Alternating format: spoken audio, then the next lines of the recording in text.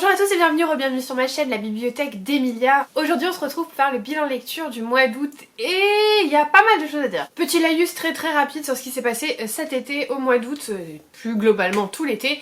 J'ai fait des vlogs estivaux, donc des vlogs hebdomadaires où j'ai choisi à chaque fois une façon différente de choisir mes lectures.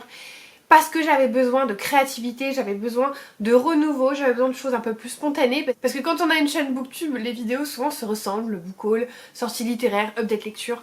Voilà, c'est souvent quand même un peu la même chose, avec de nouveaux livres, mais quand même. Et j'avais besoin de booster ma créativité, j'avais besoin de faire autre chose. Et là, ces petits vlogs m'ont permis vraiment de m'évader, de m'amuser, et aussi ils vous ont permis de mieux me connaître puisque je vous ai parlé de plein de choses autres que des livres. Je vous ai parlé de mes passions pour la cuisine, la musique, mais aussi des choses un peu plus personnelles comme une maladie de peau et compagnie, globalement j'ai vraiment passé un très bon moment. C'est très chronophage et ça ne rentrerait pas dans mon planning dans on va dire une année lambda. L'été ça s'y prête un peu plus, mais le reste de l'année c'est pas possible. Alors ça veut pas dire que je vais pas faire d'autres vlogs pendant l'année ou que je vais pas faire des vlogs un peu plus travaillés parce que je suis en train d'y réfléchir, mais c'est vlogs vraiment toutes les semaines et très spontanés, et ça c'est vraiment pour moi synonyme des vacances, et du coup vous les retrouverez bien évidemment l'année prochaine parce que j'ai passé un très bon moment à les faire. Donc pour ceux qui ont adoré les vlogs estivaux, vous inquiétez pas, ils reviendront. Petit laïus terminé. L'été aussi je lis beaucoup plus, je sais pas pourquoi, je lis énormément. Est-ce que c'est parce que tout tourne un petit peu au ralenti et que du coup ça me libère du temps, de l'espace, que ce soit dans la tête ou effectivement, je sais pas, mais en tout cas j'ai encore beaucoup lu ce mois d'août. Je crois que j'ai un poil moins lu que septembre, mais ça s'est joué à pas grand chose. On va donc commencer comme toujours cette vidéo par un petit point statistique, et ce mois-ci j'ai lu 16 livres dont 2 abandons. Sur ces 16 livres, attention, accrochez-vous bien, 7089 pages et 72h75 d'écoute. Répartis sur 5 livres. Alors, ça s'explique parce que j'ai lu Les Aventuriers de la Mer, et que Les Aventuriers de la Mer, c'est à un livre seul, presque 50 heures d'écoute. Donc, ça se comprend. Franchement, j'ai pas été vraiment très étonnée parce que comme je vous ai dit, je lis énormément pendant l'été. Ma moyenne actuelle, à peu près pour les mois normaux, on va dire, c'est à peu près 3500 pages. Mais avant, je comptais différemment. C'est-à-dire que je comptais pas le nombre de pages dans mes heures écoutées. Alors que là, c'est 7089 pages effectives, mais sur ces 7089 pages, il y a pas mal d'écoutes. Vous voyez ce que je veux dire? J'ai décidé de les rajouter au total parce que ça reste de la lecture et qu'au final, c'est tant de pages qui ont été parcouru, que ce soit par mes petits yeux ou mes oreilles, vous avez compris. Donc voilà le bilan. Sur ces 16 livres, 8 étaient de la fantasy. On a vraiment 50% de mes livres c'était de la fantasy. Après on a de l'historique, du mystery, de la romance, un petit peu parce que c'est l'été, et du thriller. Pareil, 50% de mes lectures sont sorties en 2024, donc on voit que vraiment, mais c'est pas étonnant avec tous les services presse, que j'essaye de lire quand même des nouvelles sorties, bien que des fois j'ai des vieilles sorties, mais on est quand même très sur l'optique des nouvelles sorties, et ça va être d'autant plus vrai dans les mois qui vont venir puisque là il y a plein de rentrées littéraires, il y a plein de nouveaux livres et que je vais en recevoir et que je vais forcément les lire. Mais j'aime bien quand même essayer de lire des livres qui sont sortis il y a quelques temps, notamment là c'était les Robin Hood, mais voilà, histoire de pas lire que des nouvelles sorties parce qu'il y a aussi des très bons livres qui ont été écrits il y a longtemps et qui sont plus vraiment sur le devant de la scène mais qui le mériteraient. Et là où je suis assez contente, c'est que sur ces 16 livres, seulement 3 ne faisaient pas partie de série, et on avait donc 13 livres qui faisaient partie de série, et donc c'est sur ce qu'on va passer au deuxième point qui s'appelle le point saga. Et comme je vous le dis à chaque vidéo, cette année je me rends responsable de mes actes, je me rends responsable de commencer une saga et de ne jamais les terminer, et ça c'est plus possible. J'ai commencé l'année avec 60 sagas et mon objectif à la fin de l'année c'est d'être au moins à 59. C'est-à-dire que je veux avoir au moins une saga en moins par rapport à avant. Au début je disais ouais si on restait à 60 ça irait, non, je veux moins. Actuellement on est à 54 sagas, ce qui veut dire qu'on est à moins 6, et que si jamais sur le reste de l'année, voilà, je fais beaucoup de nouvelles sagas, que je continue, parce que parfois je peux les commencer mais pas les continuer, ça me laisse quand même une petite marge, mais j'y prends goût à ces 54 sagas. Si on pouvait atteindre le 50, ce serait juste incroyable, parce que 50 c'était mon nombre je crois fin 2022, début 2023, donc ce serait top de revenir à ça.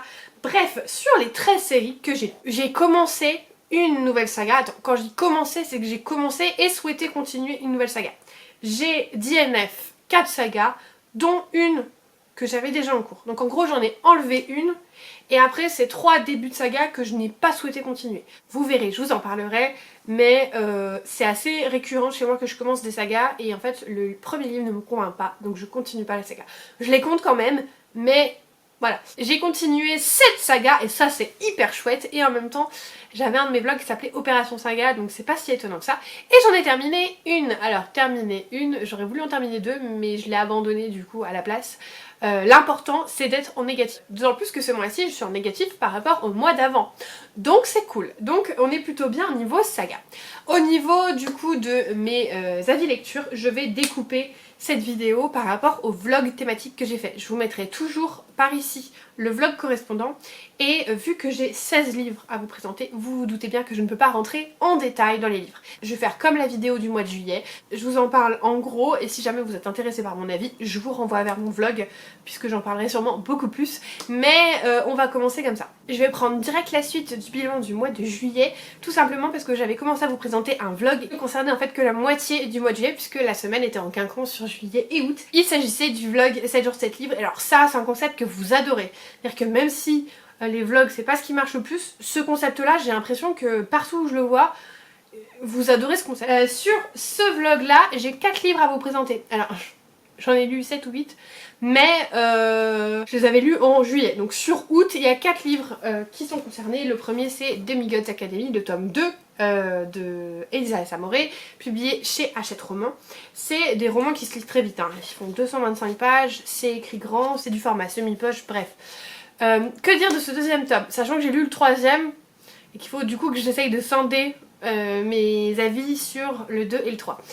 C'était plutôt chouette, par contre là où j'ai eu un peu un problème, c'est que déjà on commence à passer sur ce que j'appellerais du new adult plutôt que sur une trop assez jeunesse. Là ça devient un peu plus, alors pas encore explicite mais voilà, il y a des choses qui me dérangent, notamment, alors là si vous voulez pas être spoilé, passé, il y a ce côté un peu romance avec son, pas son professeur mais son maître qui a des milliers d'années et elle c'est une gamine.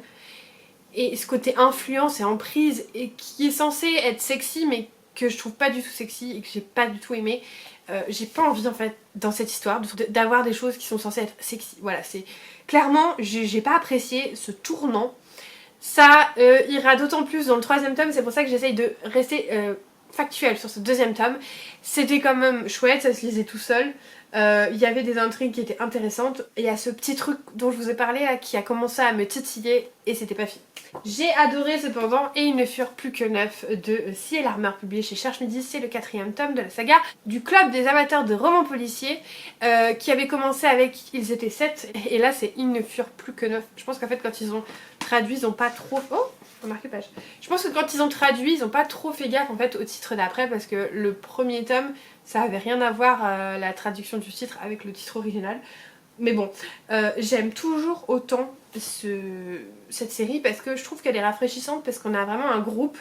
Même s'il y a certains personnages qui sont plus mis en avant, on a un groupe et pas juste une personne. Et là, on va aller un petit peu plus dans des, on va dire, des affaires qui sont un peu, pas ni blanc ni noir, mais où il y a vraiment de la nuance et de la subtilité, tandis que dans les premières, c'était vraiment le méchant, le méchant. Là, je trouve qu'il y a quand même de la subtilité, même si rien n'excuse les faits et les raisons. Mais j'ai passé un très bon moment et très honnêtement, je trouve que c'est une saga qui est très chouette. Alors, j'ai pas vu que des très bons retours sur ce tome-là, mais moi personnellement, je l'ai adoré. Je l'ai lu en lecture commune avec mes copines Maud et Lovelda et c'était une très bonne lecture. Donc voilà, moi je garde un très bon sentiment sur cette saga. J'ai adoré aussi le tome 2 de la saga Pietro Garber, donc La Maison sans souvenir de Donato Carisi. C'est donc le tome 2, j'avais lu le tome 3 en tout début, j'avais commencé par le 3 et je m'étais donné pour objectif de rattraper mon retard cet été parce que ça se passe en Toscane, enfin voilà, en Italie, il fait chaud et c'est une ambiance très moite, très estivale mais angoissante mais moite en fait, vous voyez, pas angoissante froide. Je sais pas si c'est très clair ce que je dis, mais bon bref. Et c'est chose faite puisque du coup j'ai réussi à rattraper mon retard et je suis à jour pour le prochain tome qui sortira je sais pas quand puisque celui qui va sortir cette année ça fait pas partie de cette saga donc je ne sais pas. Mais je suis bien contente d'avoir rattrapé mon retard. Je sais pas si je me lancerai dans la saga du chuchoteur parce que je suis une flippette et qu'on m'a dit je suis pas sûre que ça te plaise. Mais j'adore Donato Carisi et j'adore sa plume et sa façon de nous tenir par le bout du nez et voilà, de nous embrigader dans les histoires. Vraiment, je trouve ça très très chouette. Donc, si jamais vous cherchez un thriller estival, je vous le conseille. Par contre, mon premier flop Hachette Heroes a eu lieu. Il s'agit de Mirrorverse 2 de Delilah S. Dawson, publié donc chez Hachette Heroes, qui va s'inspirer d'un jeu vidéo qui porte le même nom, où en fait vous avez plusieurs personnages qui vont se battre. Vous avez des gardiens, en fait ça s'appelle, et vous allez en fait faire des niveaux pour améliorer vos gardiens, pour détruire des méchants et tout machin. Et en fait, autant en jeu vidéo, je trouve le concept hyper chouette, parce que vous avez plein de gardiens Disney et tout, c'est très cool. Autant je trouve que en histoire, ça tient pas la route. Ça tient pas la route, c'est étrange, c'est très étrange d'avoir Stitch et Hades qui vont aider Blanche-Neige avec une pioche à dégommer des méchants. Enfin, c'est très particulier et je pense que j'ai pas du tout accroché parce que moi j'ai tendance à être critique avec les livres Disney. Il faut que je sois replongée dans l'ambiance et là, pour moi l'ambiance jeu vidéo se porte pas vraiment à la littérature et c'est dommage. Après, j'en connais qui ont beaucoup aimé, mais moi vraiment ça l'a pas fait, donc malheureusement. Ma première déception sur Hachette Heroes est arrivée et c'était avec ce titre. Le vlog suivant, c'était un vlog qui était consacré à mon amie Mira de la chaîne Mira Zonchi, donc Marie, qui fêtait son anniversaire le jour où la vidéo sortait. Et en fait j'avais envie de commencer un nouveau concept que je pense s'appliquerait à plusieurs personnes, qui est un petit peu l'idée de vie ma vie, c'est à dire que pendant une semaine j'ai lu les choses qu'elle aimait, j'ai mangé les choses qu'elle aimait, j'ai fait les choses qu'elle aimait, j'ai regardé les films qu'elle aimait, enfin voilà, j'ai essayé de vraiment m'immerger en fait dans sa vie. Et du coup j'ai lu 2 livres, alors ça n'avait pas été ma meilleure semaine de lecture, hein, je vous le dis les gars. Le premier c'était donc La Chronique de Bridgerton, le tome 3 et le tome 4 tout simplement parce que Colin c'est son préféré dans Bridgerton et que Marie est archi fan de l'univers de Jane Austen, de Bridgerton, de la Régence anglaise. Et du coup c'était évident pour moi que j'allais lire Bridgerton, surtout que je venais de finir la saison 3 et que j'étais en manque. Voilà, j'étais en manque de Bridgerton, donc j'ai lu ce double titre et que dire. Le tome sur Bénédicte m'a vraiment fait froid dans le dos, dans le sens où je trouve que la notion de consentement est pas du tout respectée et qu'il y a des choses très problématiques. J'espère que les showrunners de la série vont corriger ça dans la série parce que vraiment c'est pas possible. Vraiment j'ai eu beaucoup de mal, alors que c'est mon préféré Bénédicte, hein. Avec Héloïse ce sont mes préférés, donc vraiment j'ai eu beaucoup de mal. Le tome 4 cependant était très plaisant et était très similaire à la série et j'ai retrouvé des personnages que j'aimais beaucoup, donc j'ai passé un très bon moment. La deuxième lecture que j'avais c'était un Hurlevent, puisque notre première lecture commune avec Marie c'était sur un Hurlevent. Et on aime beaucoup cette maison d'édition, on avait très envie de lire un livre ensemble, donc on avait lu Le Serment de l'Angre Brume de Josépha Juillet, et malheureusement, là aussi ça a été un petit flop. Je pense que c'est très beau, c'est très poétique, juste ça ne me convient pas. On va suivre les terres de l'Angre Brume, où on a plusieurs personnages qui vont vivre des histoires séparées. On se doute bien qu'ils vont finir par se rejoindre, mais il y a vraiment cette distance un petit peu et il y a un truc un peu mystique, on sait pas trop quoi en fait au début et c'est ça moi qui m'a un peu gênée, c'est que j'ai pas su trop quoi pendant un peu trop longtemps. Et je pense vraiment pas objectivement que ce soit un mauvais roman, au contraire, je pense qu'il a beaucoup de qualités poétiques notamment, mais pour moi c'était trop lent à mon goût et malheureusement je suis un petit peu passée à côté de ma lecture. Ça arrive, c'est dommage parce que Josépha c'est quelqu'un que j'apprécie beaucoup et j'aurais aimé adorer son livre, mais malheureusement avec moi ça l'a pas trop fait. Cependant je connais des personnes qui ont eu un avis dithyrambique sur ce livre, donc vraiment c'est pas que je ne vous le conseille pas, c'est que moi malheureusement je suis passée à côté. Ensuite j'ai fait un vlog où en fait je choisissais au hasard des vinyles et des pistes sur mes vinyles et ensuite je devais les associer à un livre pour les lire, donc je l'appelais Music and Books et de ce vlog est tiré 4 livres dont un abandon. Alors on va en parler en premier. Le premier c'est donc So Let Them Burn de Camilla Cole que j'ai abandonné tout simplement parce que je n'étais pas du tout investie dans cette lecture, je m'ennuyais ferme, vraiment je m'ennuyais ferme et ayant passé la semaine d'avant en n'ayant pas eu une super semaine de lecture, j'ai pas eu envie de m'infliger plus. J'attendais quand même des choses de cette histoire puisqu'on va suivre en fait 2 sœurs dont une qui en gros était un peu le héros de l'histoire, c'est à dire qu'on est après que les gentils ont gagné. Et du coup c'est un peu le héros, voilà, c'était comment dire, la fille de la prophétie qui venait de nulle part et puis qui a sauvé tout le monde. Et sa sœur, elle va se lier avec un dragon. Or c'est interdit parce que les dragons sont les ennemis du royaume. Et du coup bah en fait les deux vont être en opposition là-dessus. Et bien que le prémisse, le synopsis et tout, ça me tente bien, et bien malheureusement à partir de la page 200 je me suis dit est-ce que j'ai vraiment envie de lire tout ça sachant qu'il reste un deuxième tome alors que je n'en ai rien à carrer. Voilà, donc j'ai abandonné cette lecture. On va parler aussi de la lecture qui m'a bien déçue et après je vous parlerai des bonnes choses. Les Flammes du Destin de Serena Valentino. Hercule c'est mon dessin animé préféré. Si vous cherchez Hercule, si vous cherchez Zeus, si vous cherchez ne serait-ce qu'un petit peu du dessin animé, passez votre chemin. Ça parle plus de Maléfique que d'Hercule. Ça n'a aucun sens.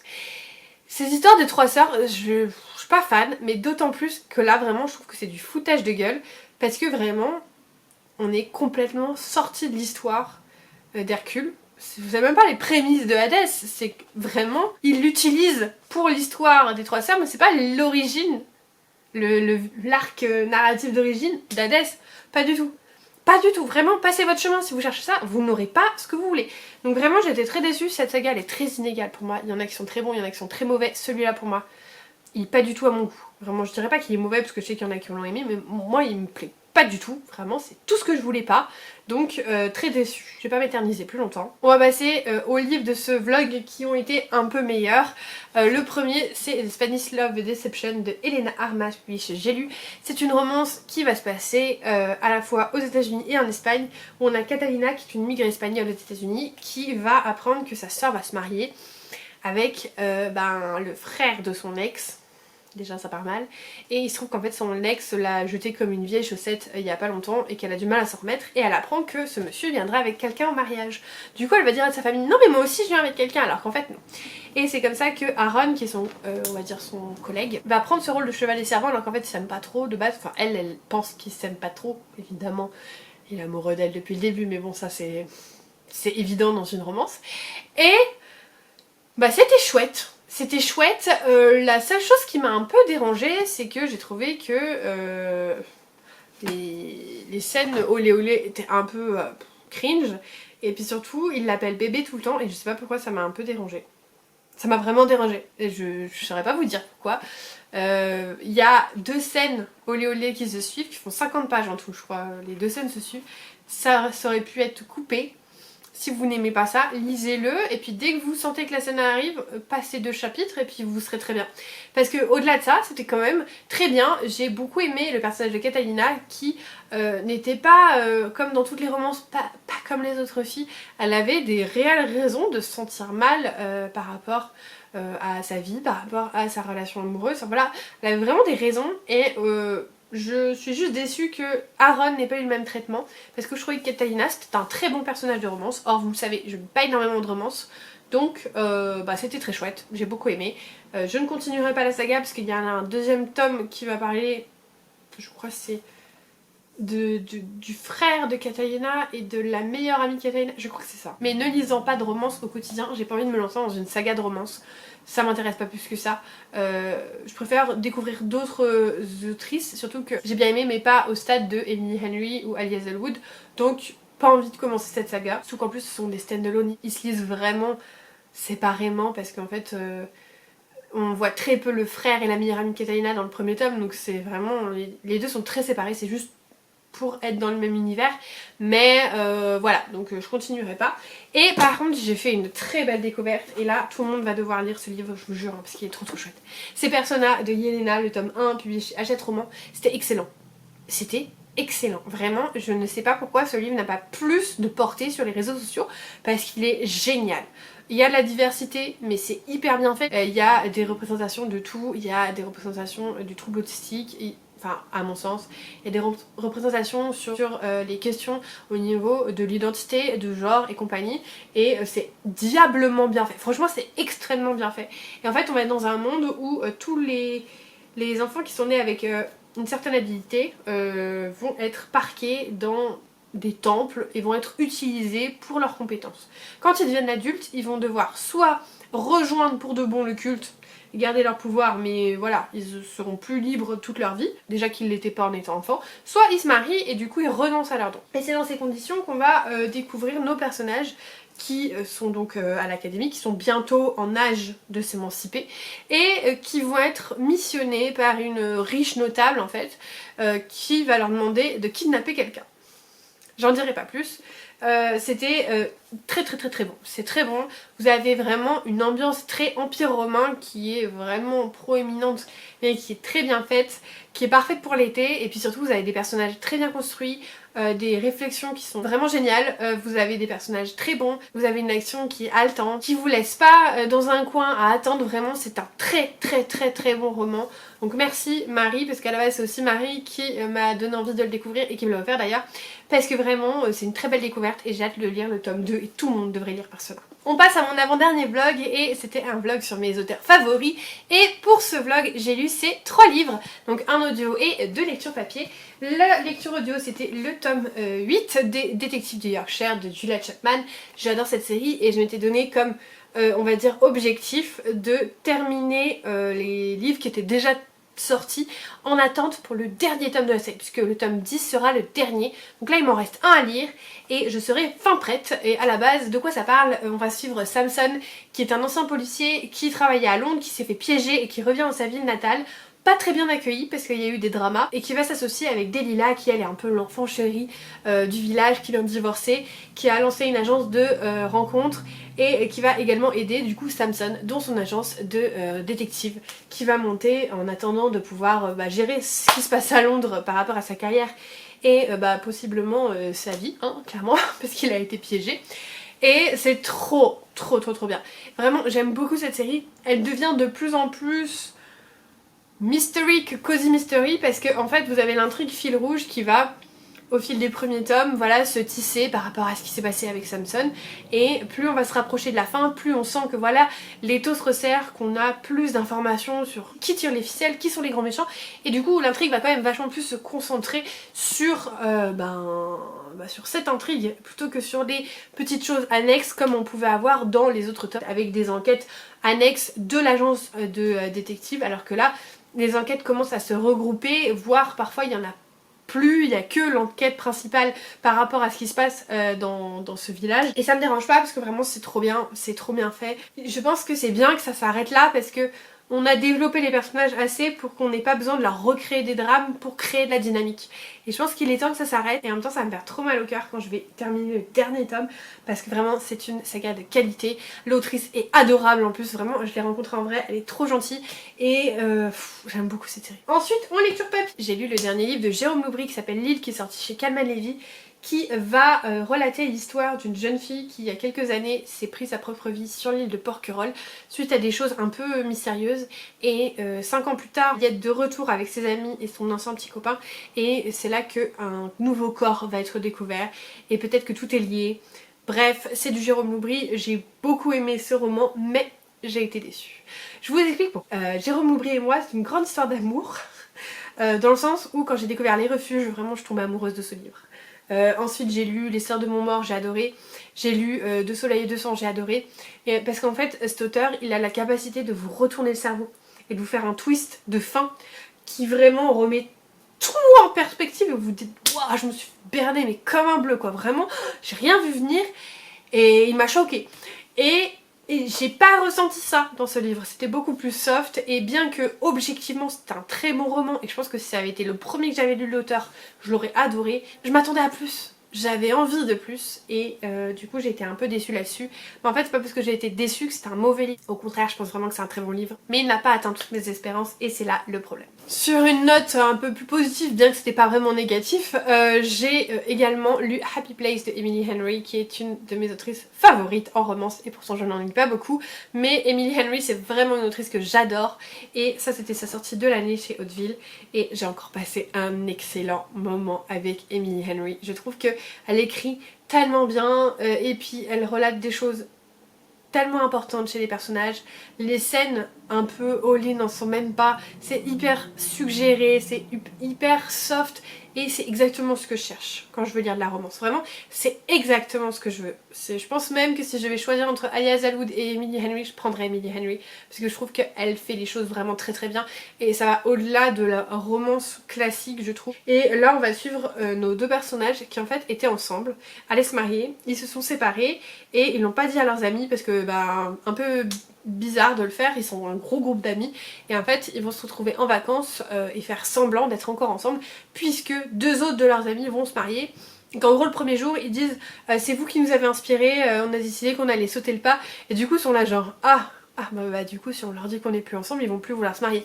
Et du coup c'est un peu cocasse et en fait ils se sont séparés parce que notamment ils étaient à longue distance et que ben leur lien s'est étiolé. Et je trouve que du coup ça a d'autant plus comment dire, de réalisme que en étant ensemble tout le temps, le lien se recrée. Vous voyez ce que je veux dire?